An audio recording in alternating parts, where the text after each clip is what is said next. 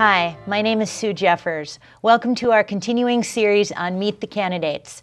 I am so looking forward to November. I cannot wait, and it is my pleasure to introduce you to candidates running for every single level up and down the ticket in the state of Minnesota. And today I have with me Kurt Bills. Yes. Hi, Kurt. How are you? Nice to be here. So glad to have you. All right, Kurt, let's start out with what district are you running in? 37B, which would be Rosemount and Apple Valley. So, Rosemount and Apple Valley, Yes. South Metro, fabulous area. Yes, wonderful And we need some new blood there, definitely. Yes, I believe so. Yes. You are the endorsed Republican candidate, and you are running against who? I'm running against Phil Sterner. Okay. And he's a one-term House rep? One-term elected in 08. Elected yes, in after 08. Dennis Osmond retired after 26 years of service as Republican. Right. Yes. Thank you, Dennis. We appreciate your service. And now it's time to move on. We need to see Minnesota head in a different direction now. That would be wonderful. So what made you decide to run for office? Well, really, I guess teaching, I'm an economics teacher at Rosemount High School and have been for about a decade and a half. And I literally can't teach what I teach anymore without getting involved. I'm the one who has to bring all of the statistics, the data, the macroeconomics, the deficits, the debt. I bring that to my students in the lessons that we have, and I have to answer their questions. So this is the future generation. So when people talk about, oh, we don't want to hand this down the road to future generations, I'm the one who has to stand there in front of them and inform them that they're being handed this. And it's difficult to answer the questions. You know, Mr. Bills, what are we supposed to do about this? That's what really got me involved in 2008, and I ran for city council and was elected and have served for 2 years there in Rosemount. So that's what got me involved. It's really a posterity thing. Absolutely fabulous. So we already know you're a teacher. Yes. So we know you can read a spreadsheet, which is fabulous. Yes. Far too many of our sitting elected officials cannot read a spreadsheet. And you're on the Rosemount City Council, Yes. which is fabulous. Tell us a little bit, family background. Yes, I'm married to Cindy. We've been married for 15 years. We have 4 children who attend public schools, and they're the two older ones do, and 2 more coming down the pipe. The 5 and the 3-year-old will be. So we run a daycare, licensed daycare out of our home. So Cindy is the chief provider, and I'm the chief fix-it guy. I fix everything that the children break, and which is quite a few. I've replaced so many doorknobs over the past 5-6 years because if you ever noticed, kids open doors by hanging on the doorknob and pulling. So that's my number one, item to be fixed in the house. So.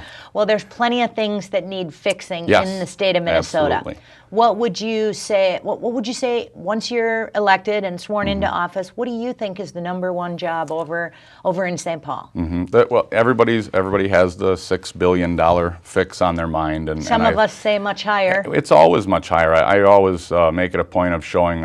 President Bush was projected at a $424 billion deficit. It wound up being a $454 billion deficit at the end in his last year in his administration. Then it was projected at 1.1 trillion with President Obama, and it wound up being 1.4 trillion. So my students in my economics classroom understand that whatever the government puts out as a projection at state and federal level is typically low. So yeah, I think we'll be dealing with a higher amount. Understand that $1 trillion is 12 zeros? Well, what we do, and I think one of my chief responsibilities as an economics teacher is to resensitize them to numbers. So I start my class the first day with, okay, so 1 million seconds ago, when was it? So if we started going backwards 1 million seconds, and we could see people walking backwards and everything, where would we be? Where? And then the kids guess, and they throw it. The mathematical minds go to work. And 1 million seconds ago is 11 and a half days ago. So that's not all that long. 1 million seconds. We'll all be around hopefully for 1 million more seconds. 1 billion seconds ago. 1 billion seconds ago, and here we have to get past that 60 seconds in a minute and 60 minutes in an hour, so they can't just jump by tens or hundreds like they normally do. So 1 billion seconds ago was 31.7 years. So it was basically 1979, early in 1979, and late 1978, somewhere around in there. So that's the difference between a million and a billion. And then 1 trillion seconds ago would be 31,700 years ago. Unbelievable. That's 1 trillion seconds ago. So 1 million seconds ago, 11 and a half days ago. 1 billion seconds ago, 31.7 years.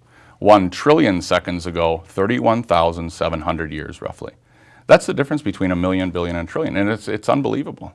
And kids start to quantify this. And then we talk about our debt, our total debt as a nation, and you start looking at 400 and some, 1,000 years ago to get back to what our national debt is. And the kids become engaged right away because they know that you have to pay for this sometime.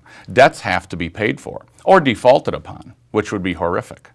So at our level, the United States cannot default on its debt. The world would, I'm sorry, but the world would slip into chaos. And I'm not trying to be an alarmist, but it would. Yeah, we don't. It's absolutely unbelievable when you look at the out-of-control spending, borrowing, printing money at the federal level. But then you have a different problem at the state of Minnesota. Here at the state of Minnesota, we're required by law, by the Constitution, to balance our budget. And if you ask me, the way they balance it using accounting shifts and borrowing and pushing it down the road, and eventually, again, you have to pay for that. So that's what would be the first step. Would be taking care of that deficit and the debts that we accrue. And I know it was mentioned before about bonding for 3 years in a row. Bonding was a thing that we'd only do about once every other year, and now it's becoming every year. I think our debt service has increased in the last 4 years by 15%. And remember that if you're making a debt service payment, that's money that you can have somewhere else. That's why we say let's bring Econ 101 to the state capitol. Basic Econ 101 is understanding the implicit costs of your actions, or the opportunity costs, as we say in economics, that you can spend this money here, but then you can't spend that money somewhere else. So we have to understand that with how we're spending our money, the bonding that we do. We have to have meaningful capital investment that does help businesses.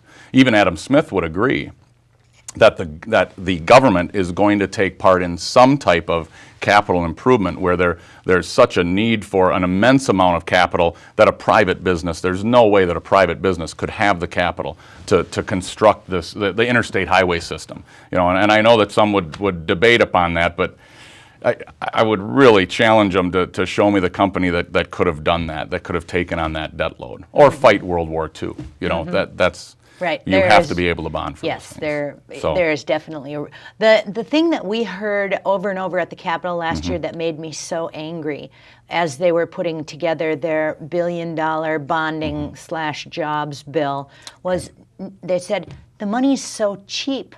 And I'm like, well, the money may be cheap, but you still have to pay it back with interest. And the money is cheap because we do have a Federal Reserve, and I'm not going to be one who just jumps on the Federal Reserve and tries to ride it to an election win or something, because one does have to understand the whole history of banking in the United States, and that does take some study, looking back from the first United States bank that Hamilton promoted and through the Jacksonian era and Lincoln, and then into the panic of 1907 and how our Federal Reserve was created and how it was written. I mean, so we would have to have some study on understanding that whole system. We would need a lot longer than a half an hour to cover that. To fully understand and not just take the quick fix and rant about the Federal Reserve. But they do artificially hold interest rates low by quantifying or by quantitative easing or by printing money. And it's a very Keynesian maneuver, and I throw that the name out, John Maynard Keynes. If I could educate Minnesota about one man, it would be John Maynard Keynes, who really thought that he could fix capitalism and the downfalls of capitalism by through promoting stimulus spending and dis-savings. So he didn't like saving money. He liked spending money because then you could slide through those times, of hardship. And you have to, again, take these words in context. Is remember he and Hayek. We always, the Austrians talk about Hayek and the Keynesians talk about Keynes, obviously. But think of what they saw. They saw World War I, 21 million lives lost, a continent laid to waste. They saw World War II, 56 million lives destroyed, and a continent laid to waste. And they did what people do. You try to fix it. You try to make sure that this never happens again. They tried to take the wild swings out of the business cycle. So their hearts were in the right place. It's just that in my opinion, what Keynes did was he prolonged the agony that was going to come eventually from the market correction. So when we started to feel a recession, well, just print some more money or provide incentive for people to spend their money. And if they won't, have the government spend it on anything, really. It doesn't matter if it's a bike path or grouse habitat up north, which are all great things. Bridge to nowhere? A bridge to nowhere. Any type, or war. And it's a very complex issue, but we've now come to the end of it. It's not going to happen suddenly. It's going to take a few more years. But if we keep going down this road of stimulus spending and thinking that the debt doesn't come at a price or at a cost, or that interest rates won't adjust. I mean, look at how money is already flowing back to Europe since they at the G20 said that they were going to take austerity, that they were going to take on budget cuts and fix their pensions, their public pensions, and take these steps. So now where does the money flow? Well, money flows to higher interest rates. And Keynes's idea was to have interest rates at zero. If you actually read his work, which many people just quote or say the name, but get in and actually read. When I teach economics, I teach all perspectives. You know, I teach all economic schools of thought. That's the only way that students can walk away with some understanding of who they are. We start with Adam Smith, we work through Karl Marx, we take off, so we see the classical school, the communist school, the Keynesian school, the Austrian school, the neoclassical school, the monetarist. So teach them everything, teach them the upside and the downside of everything, and then let them decide. So I just don't think that where we're headed with our Keynesian approach since the 1940s is going to come out well. We need a correction. We need interest rates to promote savings. Remember, savings becomes investment. So to have a 0% interest rate, that would be wonderful if I'm a debtor, but terrible if I'm a saver. And without savings, there is no future. So, and we shouldn't forget that the government can also crowd out private investment. If you want jobs, get the government out of the way. I mean, all that the government does when they spend money, remember, they spend the money that would have been spent in the private sector or saved, so they grow and they grow, and it's just like being on this stage with the government and a bunch of businesses. As the government grows, businesses start falling off the stage. Well, that's crowding out. You know, and I know that that's argued with economists, but I think we're seeing it right now. The proof is in the pudding. It's where the tire hits the tarmac. We can talk all day about statistics, and I think 95% of all statistics are made up on the spot anyway, aren't they? Mm-hmm. So pretty much. Like that one was. You know, so all you have to really do is discuss the principles. That's the basic. Let's bring Econ 101 to the Capitol. Let's understand our principles that we live by, the principles that are founded in the Constitution. Remember that Adam Smith published his book, The Wealth of Nations, in 1776. Isn't it strange that our second founding took place just about a decade later, right, in 1787, after the framers had a chance to read that book.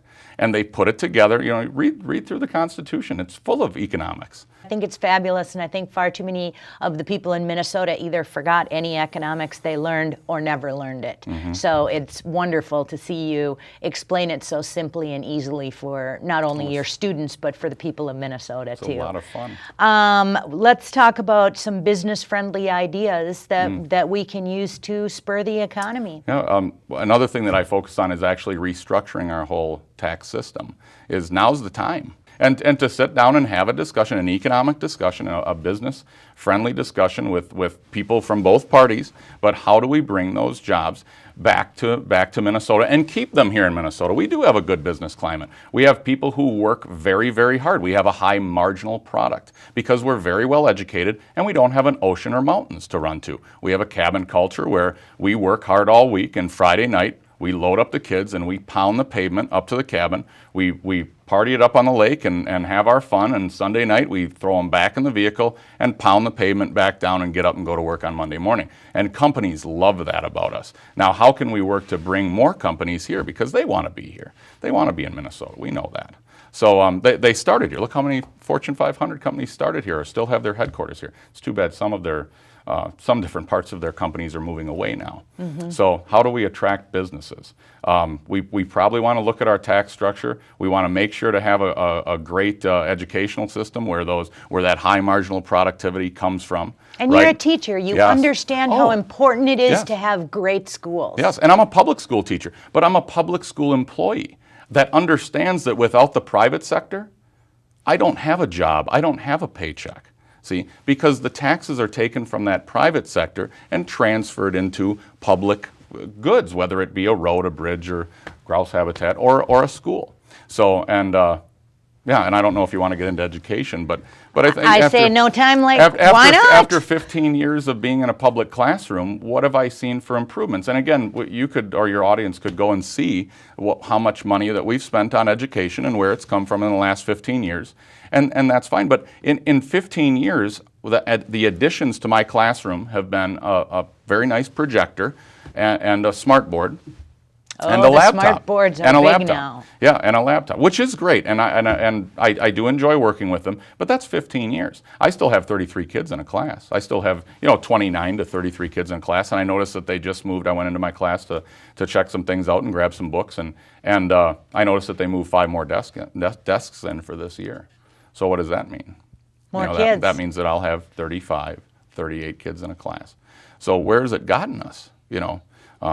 Again, talk to the people, and one thing that I've been doing is, I just had a discussion, sat down with a girl who was in Teach for America, one of my former students who now teaches down in Mississippi, and just to learn more about that program, because there was some controversy in the legislature this last year about Teach for America, and should those teachers come into Minnesota and help out, especially in our schools that need help, where the kids have an incredible amount of energy, although it might be misdirected right now. How can we bring in some college kids? She was in forensic science, actually, and then was attracted to Teach for America.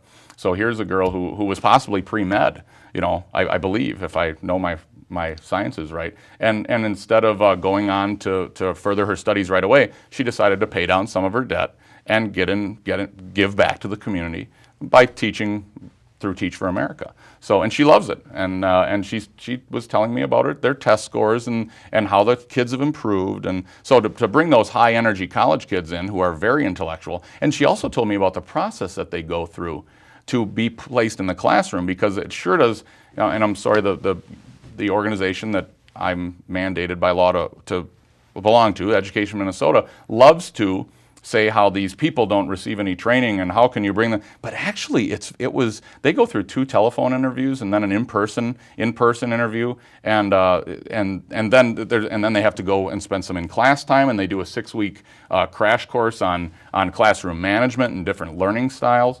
And it sounded like a wonderful plan and a way to maybe close our achievement gap. Mm-hmm. So it sure does seem like everything else that we've tried really hasn't worked. So Minnesota ranks number 1 or 2, right behind Washington, D.C. for our achievement gap. Mm-hmm. That's an embarrassment for the state of Minnesota. It is when we score so high on all. I know. Well, compared to the country. Yeah. Now, what we have to understand is we really need to start publishing some of the numbers compared to the rest of the world. Exactly. I mean, and some of the statistics that I do know, like this last year, China graduated 6.3 million college graduates. Those are not poor farmers moving to the urban areas to manufacture at 65 cents an hour. These are people with college degrees who are now going to seek jobs. Mm-hmm. I have a very tough grading scale. I'm known for, you have to get a 95% to have an A. You have to still. They don't all get A's? They don't all get A's. And you have to have a 70% to pass in my class, and the kids look at it and they think there must be a typo. But first of all, you usually win that debate, because if anyone gripes about it, and even a parent, you just kind of look at them and say, so you want me to lower my standards for kids, And I guess if they do, the next thing that I'd hit them with is the fact that their child is going to enter the most competitive workforce the world has ever known, the most competitive labor force the world has ever known. So we have to keep our standards up, and we have to compare ourselves to the rest of the world instead of comparing ourselves to the rest of the United States.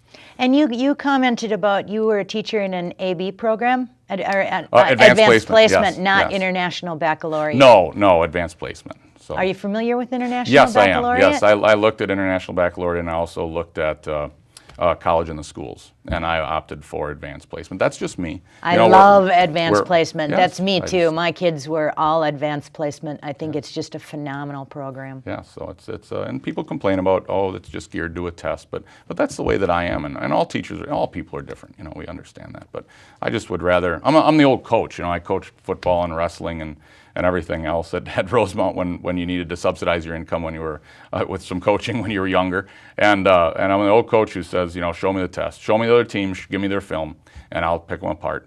So that's how I am with teaching too. Wonderful. Yeah.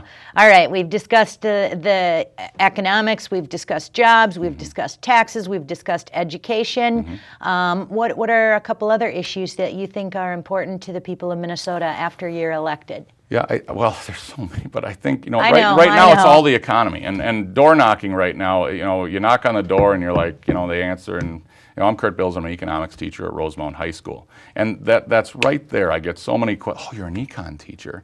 I stood at the door with a housewife who must have been, you know, whether she was watching, you know, the talk shows or the talk radio or whatever. She had 3 questions that she wanted answered, and for the last 2 years she has wanted these questions answered, and I was able to answer. We talked about quantitative easing and money and printing and inflation. She was worried about that, and then what the TARP was. She wanted to know what the TARP was. Good. And one more, and I can't remember it right now, but we had a nice conversation. So right now the econ teacher gets a lot of play at the door. So we answer questions. That makes me so encouraged. Oh, it's wonderful, isn't it? Yes, that makes me so encouraged. So you've been doing a lot of door knocking, parades? Yes, door knocking, and then we had the Apple Valley Freedom Days Parade, and now we have the Leprechaun Days Parade in Rosemount this coming Saturday. I love the parades. I just love the parades. I love getting out and meeting people and shaking their hands and hearing what they have to say. And I'm one of the few that loves to door knock too. Yeah. If you need help door knocking, call me. I am the best door knocker. It's so much fun. And being a teacher, you're gregarious by nature. You know, that's why you're in the job you are. So and the fact that I've taught, I think, just over 6,000 seniors now at Rosemount High School. So you know a lot of the families that are out there. And it's been a humbling experience, you know, being out and not only, receiving contributions from families that you had their kid, you know, how many years ago, and they put a little note in there. But also the calls for yard signs and everything. I'll come into a cul-de-sac to put up a sign, and somebody will come out of their house because I have our daycare van is a big white 40, 350, and I've gotten the magnet signs. I have the magnet signs to put on the side so people know it's the Kurt Bills mobile. So I'll pull up in the cul-de-sac and somebody will come out and, Mr. Bills, you're not getting out of here that easy, you know. So bring 2 of those over here, you know. So it's been a great time. Oh, so, I love that they have such a wonderful reception for you. That is absolutely terrific. If somebody wanted to find more information, it's very easy. How would they go about that? They just go on www.kurtbills, KURTBILLS.com. So kurtbills.com. I think that's absolutely incredible. Okay, we're hearing a lot of talk about immigration now. Do you want to weigh in on immigration in Minnesota? Yes, in any state, the immigration is. I'm pro-immigration. I'm pro-immigration. You have to be pro-immigration. I think most of us are. Einstein was an immigrant. You know, right? That and that type of hardworking immigrant. I actually, a guy at my church, I sit down with him about once every 2 weeks, and he's from Brazil, and I absolutely love him. He works and he travels, and he's a hard worker, you know, and it's awesome. It's great to see him, and he's naturalized, or he became a citizen. So I'm pro-immigration, but the problem is when you don't uphold the rule of law, and that's what's really tough. You sure do want people to come here and secure the blessings of our liberty. That's just a great thing, isn't it? I think somebody once said you can always judge a country by how many people are trying to get into it. You always see on the reports from either whether it's from Africa or Central America or whatever, the refugees are trying to flee. There are no refugees fleeing America. Everybody wants to come here because there is that opportunity here. Because we're the greatest country in the world. That's right. We've offered the greatest principles in the world. We had we had these framers who literally looked at the wealth of nations, who read John Locke, Thomas Hobbes. All of these things came together at a perfect time, and all of these individuals who were great leaders of that time in 1776 and 1787 brought these principles together, thought an incredible amount about them. Just imagine not having television or not having your cell phone. You know, having time to think. Now, granted, you're working very hard to subside and live and you know, for your clothing and your food and your shelter and everything, but you also have time to read, time to read and time to think. And then when you actually see people, because it took so much effort to get over and see someone, or whether you met at Independence Hall or the pub, you know, you actually, the conversations that you had were very valuable. You know, this is all economics. It's the law of diminishing marginal utility, right? Or the law of diminishing marginal returns, whatever side of the conversation you're on. But no, the immigration thing, I think we have to work towards the way of promoting legal immigration and promoting hardworking individuals coming to this country. But we have to also understand the financial impact and ramifications of illegal immigration and what it does do to the state. And we have to look at, and I encourage people to look at those numbers as well. How much is it costing us? What is the burden? Again, we sure do want them to come and to be part of our country. That's wonderful. Walk in a parade with them, waving the American flag. Wouldn't that be great? But when you're breaking the law, you're breaking the law.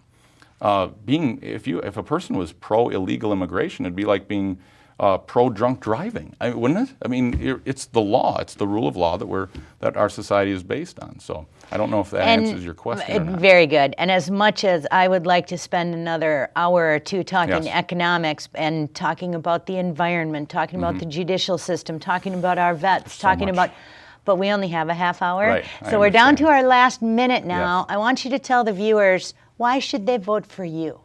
Well, I think it's the perfect storm. I think it's the perfect storm for an econ teacher.